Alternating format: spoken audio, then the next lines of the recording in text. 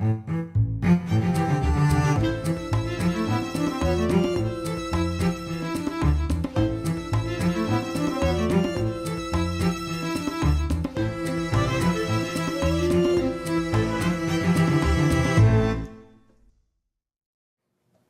I'm Micah Halpern. Thank you for joining me today as I do some thinking out loud.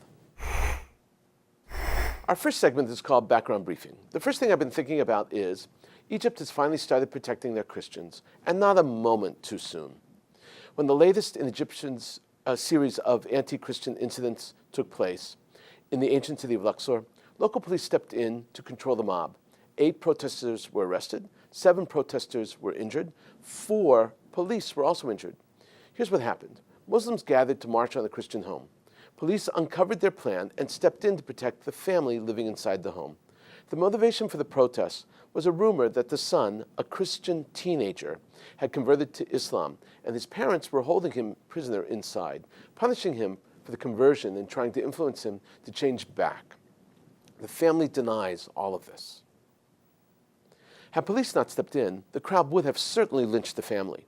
This is a drastic change in the policy of Egyptian police. Up until now, Egyptian police would watch at a close but safe distance to make certain the violence did not spill over into other sectors. In one famous case in Cairo, police watched as a crowd attacked and burned a church, with worshippers inside. The police only stepped in as the attack was turning even more violent. The Christian community in Egypt numbers about 9 million.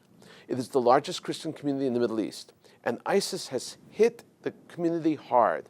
Most Christians in Egypt are Copts. They have their own pope, their own tradition, and they do not genuflect to Rome. These Christians date themselves back to St. Mark in Alexandria during the period of the Roman Emperor Claudius, at about the year 42 CE, just after the death of Jesus. Copts call themselves Christians of Egypt. They are arguably the oldest Christian community in the world. In December of 2016, about 38 Egyptian Copts, mostly women and children, were massacred, and many more were wounded in their church by ISIS.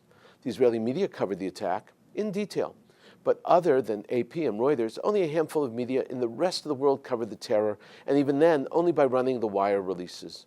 Even fewer made more than a casual mention of the ongoing atrocities against and the persecution of Christians in the Middle East. The events befalling the Christian community in Egypt are not simply newsworthy. They are an essential tool with which to elucidate the fragile status of a minority community in the Middle East, Christians among Muslims.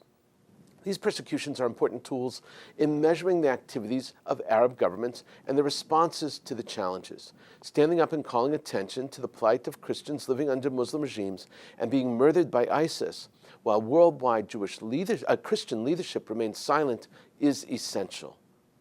We need to prevent the oppression of minorities. We must never forget the importance of defending those who cannot defend themselves. The fact that Egypt has begun to step up and defend their Christians is a positive move for the entire region. The bonus is that Egypt's defense of Christians is a major blow to ISIS and their supporters. Egyptian President al-Sisi sees the importance of these recent actions and knows that he must work hard to stem the tide of ISIS before it takes hold in his country. The reality is that al-Sisi knows that ISIS feels exactly the same way towards Muslims who do not follow the exact style of ISIS dogma as they do towards Christians. He knows that ISIS is using the anti-Christian sentiment to rile Egyptians and have them move first against Christians and then against other Muslims like al-Sisi and mainstream Egyptians. Standing up and defending Christians in the Middle East may be the best way to unite Muslims and the masses against ISIS. Christians have been part of the Middle East since the time of Jesus and Paul. They predate Islam. Every Muslim community knows and recognizes the value and symbiosis between the religions that has fostered over centuries. It should be obvious to all that ISIS wants to destroy that relationship by destroying the Christians and their institutions, as well as their religious historical sites. If local Muslims can be motivated to defend Christians, we may have found the most feasible and viable method to date to destroying ISIS. It has taken a very long time, and it is still too little, but it is not too late. World-famous terrorist Carlos the Jackal has been sentenced to life imprisonment for the third time. The sentence was handed down by a panel of 5 judges in a French court. The crime was killing 2 people and injuring 34 others. The modus operandi for this attack was a hand grenade hurled into a shopping mall. Before ISIS and before Al-Qaeda, there was Carlos the Jackal. Carlos was the greatest terrorist of the era. It was a reputation he rightly earned. In the 1970s and 80s, Carlos was the most wanted man on the planet, the son of a very successful lawyer, the man who would later be known simply as the eerily termed Jackal. He was born in Venezuela. Few, if any, knew what he looked like. His real name, we think, was Ilich Ramirez Sanchez. But it is a very common name, and who can now know what certainly his name was at that time? Whatever it really is, it's irrelevant. It's his persona that he adopted that's important. Carlos was a master of disguise, a genius at blending in, at becoming part of the woodwork. He was an ideologue. He was a Marxist who evolved into a Marxist activist. Eventually, he settled in Beirut, and there he became part of the Palestinian Front for the Liberation of Palestine, the COO, the Chief Operations Officer there. Unlike the terrorists of today, Carlos the Jackal was motivated neither by religious values nor by eschatology, the end of days. He followed his ideological goal and was often contracted and subcontracted to do a job. His language skills were superb. I accidentally met him in Budapest in those long ago days behind the Iron Curtain and assumed, from his manner, his speech, that he was a British industrialist. He was a charming and engaging person. We sat together in the lobby of the Intercon Hotel on the Danube and chatted about world events, me in my crocheted kippah, and he in what I now know to be his disguise de jour. I was in Budapest teaching and researching. When you live in the hotel for an extended time, your hotel room is just too small. So you use the lobby as your office and living room. It was there in the lobby of the Intercon that Carlos and I became hotel buddies. Only years later, after his arrest and seeing his picture plastered on the cover of every newspaper in the West, did I realize who I had been sharing Tales and the International Herald Tribune with so blithely. He was a gentleman who happened to be a mass murderer. His demeanor allowed him to engage with people he was not hired to murder. That could not happen today. Today's terrorists are motivated by hate. They defend themselves and their ideals by murdering as many people as possible. Frederick Forsyth's 1971 thriller entitled The Day of the Jackal and the spectacular 1973 movie by the same name gave insight to the character, charm, the plotting, the charisma, and the murders perpetrated by Carlos the Jackal. While it was a novel, not a history, Forsyth painted a true picture of the terrorist assassin. The Jackal falls into the category of prisoners that people are fascinated with, evil people. Authors write books about, make movies about. Like other prisoners in this category, he married his jailhouse lawyer. As an aside, Jonathan Pollard too married while in prison, but he married a groupie, not his lawyer. During his multiple trials since being captured, Carlos has gained a reputation of delivering long speeches explaining himself and his ideology. In this last trial, he waxed on about how ridiculous it was to try him now for an act that took place 34 years ago in 1974. Of course he understood that in France there was no statute of limitation on terror, and certainly not murder. But on and on he spoke. Like his English, his Spanish, his Portuguese, his language skills in French are superb. He speaks each of these languages like a native, with no hint of an accent. It is one of the tools of his trade. Terror has evolved through the years. Before Carlos, the PLO and the PFLP, and their ideology, terrorists were politically motivated. They were anarchists. They assassinated U.S. presidents like McKinley and world leaders like Archduke Ferdinand. They blew up sites like Haymarket Square in Chicago. They were, even then, so dangerous and violent that the United States banned all anarchists from entering the country. Today, most terror is no longer political and ideological. There are still Timothy McVeighs and Unabombers, but they are not the terrorist norm. Today, most terror confronting the United States, Israel, and the West emanates from Islamic sects like ISIS and Al-Qaeda, Hamas and Hezbollah, groups that have corrupted Islam and use their acts of terror as a tool to defend their ideals and recruit others to embrace their vision and join their fold. Carlos the Jackal represents the end of an era. I somehow yearn for the days when terrorists were more professional. Sure, they murdered indiscriminately, and they were harder to capture. But back in the day, terrorist leaders did not send terrorist flunkies to commit suicide by strapping on suicide belts and driving cars and trucks in the crowds. There was a level of skill, even a craft. Not anymore. Coming up next, points of view. Here's what some important voices have been talking about. I want to discuss two columns today, one from the New York Times and one from the New York Post. The first column was published in the New York Times online on March 24, 2017, and in print the next day on the 25th. It's by Jessica Shattuck. Shattuck is the author of several novels, like The Hazards of Good Breeding, and the forthcoming work called The Women in the Castle. The column is entitled, I Loved My Grandmother, but She Was a Nazi. In print, it was entitled, My Grandmother Was a Nazi. This is how Shattuck begins. She sets the stage. My grandparents were Nazis. It took me until recently to be able to say or write this. I used to think of them and refer to them as ordinary Germans, as if that was a distinct and morally neutral category. But like many ordinary Germans, they were members of the Nazi Party. They joined in 1937. My grandmother, who lived to be almost 100, was not, as I knew her, xenophobic or anti-Semitic. She did not seem temperamentally suited to hate. Understanding why and how this woman I knew and loved was swept up in a movement that became synonymous with evil has been, for me, a lifelong question. She and my grandfather grew up in a working-class suburb of industrial Dortmund, where unemployment was rife. It had been occupied by the French after World War I. They joined the Nazi Party to be youth leaders in an agricultural education program called Landjahr, or Year on the Land, in which teenagers got agricultural training. My grandmother always maintained that she had joined the Nazis as an idealist, drawn to the vision of rebuilding Germany, returning to a simpler time, and perversely promoting equality. Shattuck says that her grandmother gave her answers that were just not satisfying. Her grandmother was just mouthing excuses. Shattuck now describes some of the conversations as she confronts her grandmother. We didn't know was a kind of mantra for her on the long walks we took when I visited her at the farm she lived on, not far from where she grew up. But didn't you hear what Hitler was saying? I would ask, grappling with the moral paradox of a loving grandmother who had been a Nazi.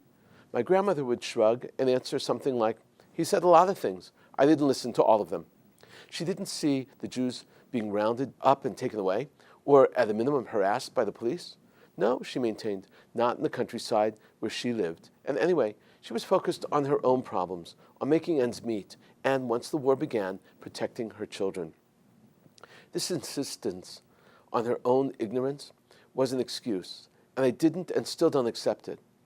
It is impossible that she wouldn't have known of Hitler's virulent anti-Semitism and the Nazis' objective of ousting Jews, whom Hitler had falsely but successfully linked to the Bolshevik terrorist threat.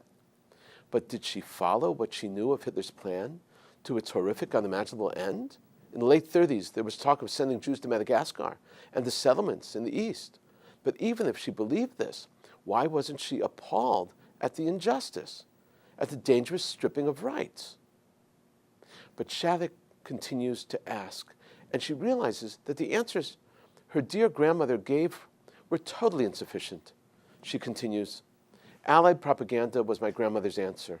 That's what Hitler said it was, and she, like many Germans, trusted him. Her trust apparently relieved her of the need to understand. Now Shattuck begins her conclusion. She's trying to make sense of her love for her grandmother and what her grandmother was. How do I square the loving grandmother I knew until her death in 2011 with this person? I have often worried that my attempt to understand the choices she made and didn't make might be confused with an attempt to justify or forgive.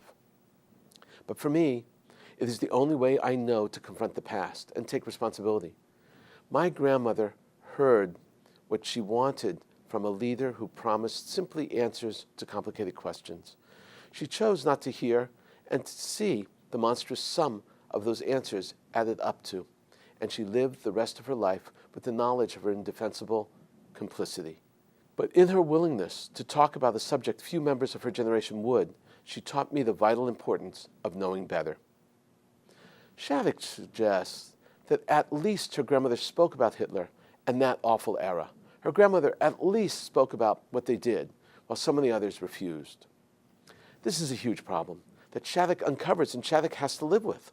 The problem is best described by Hannah Arendt in her magnificent book, Eichmann in Jerusalem, a report on the banality of evil. Arendt describes how a Nazi commander in the death camp would murder people all day and not shed a tear, but would return home and listen to Mozart and Beethoven. One day he returned home to find his dog dead, and he broke down and cried. He cried for a dog, but not for thousands of humans, for Jews. Murdering Jews was normal. Interestingly, Arendt's book was originally written as reports and her thoughts covering the Eichmann trial in Jerusalem for The New Yorker. Next up is a column from the New York Post, and it's entitled A Come to Jesus Moment for Dems, and it's by Selena Zito. Zito is a columnist for the New York Post and several other papers, and is a talking head for CNN. Zito is suggesting that the Democrats have difficulty speaking to any American who believes in God, and this is how she begins her column. The Democratic Party has a God problem, and over the last couple of decades, as its base became more educated, less religious, and more urban, the problem has only grown. Some of this has to do with lower church attendance in cities versus rural areas, and the Democratic Party's increasing reliance on urban voters.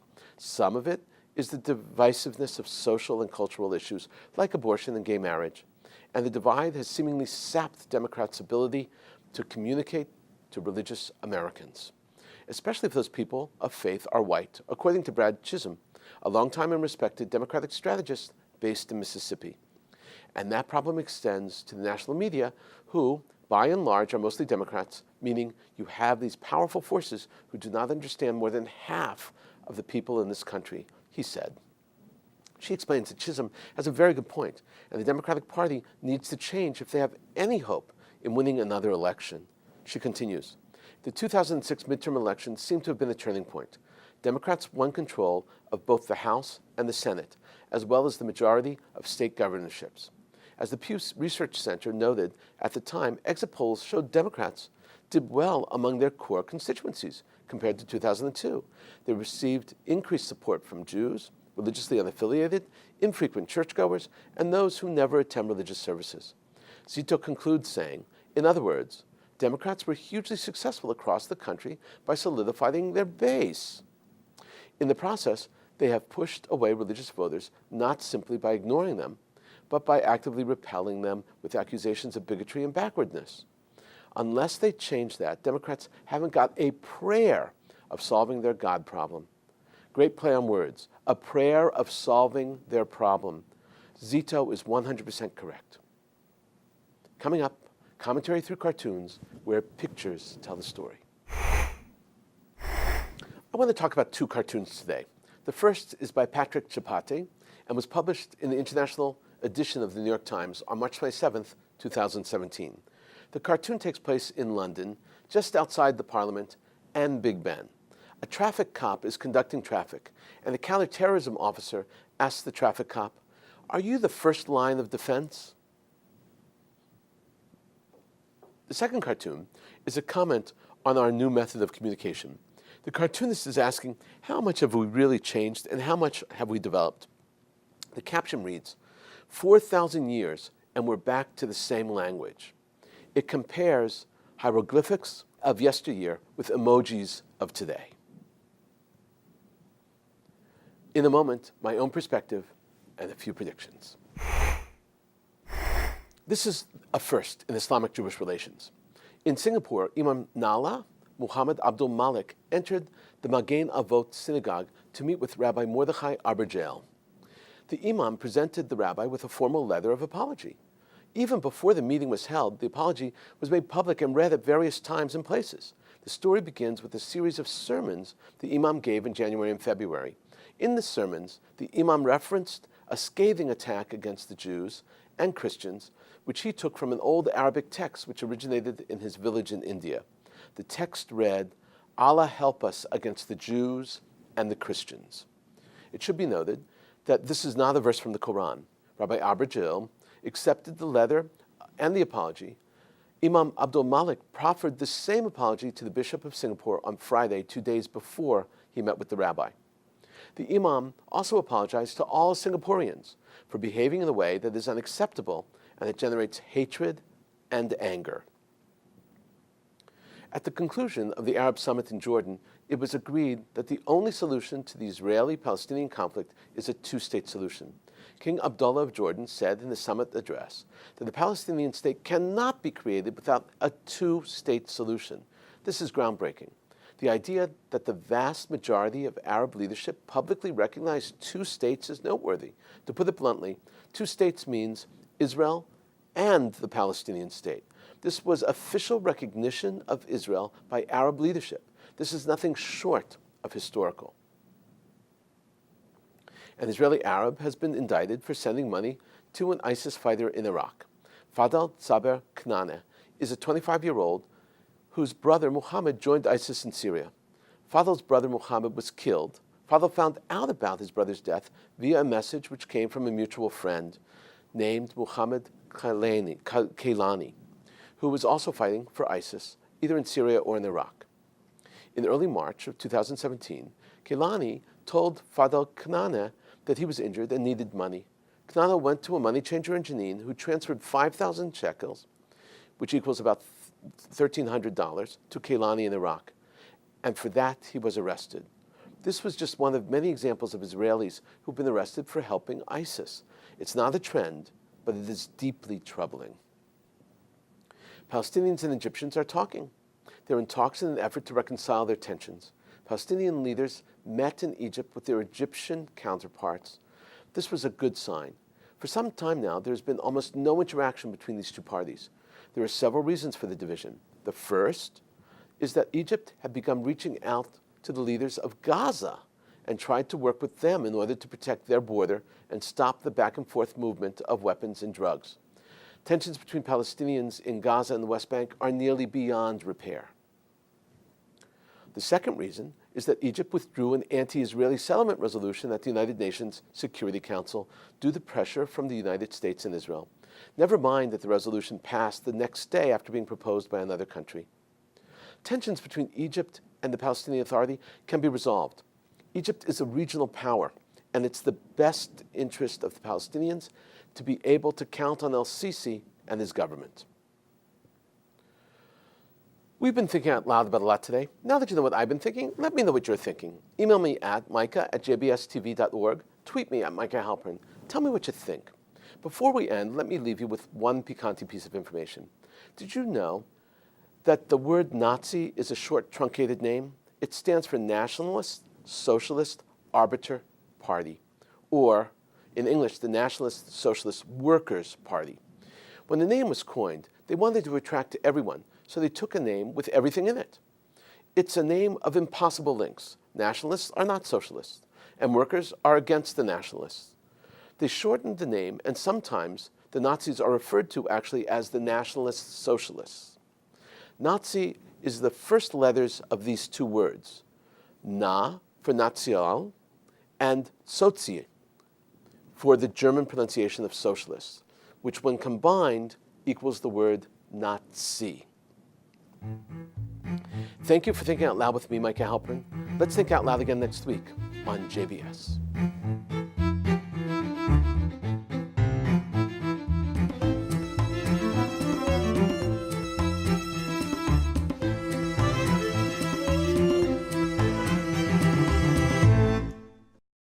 We would be pleased to send a complimentary DVD of this program to anyone who wishes to support JBS, the Jewish Broadcasting Service, with a tax-deductible gift of $36, double chai or more, to the nonprofit organization Jewish Education in Media.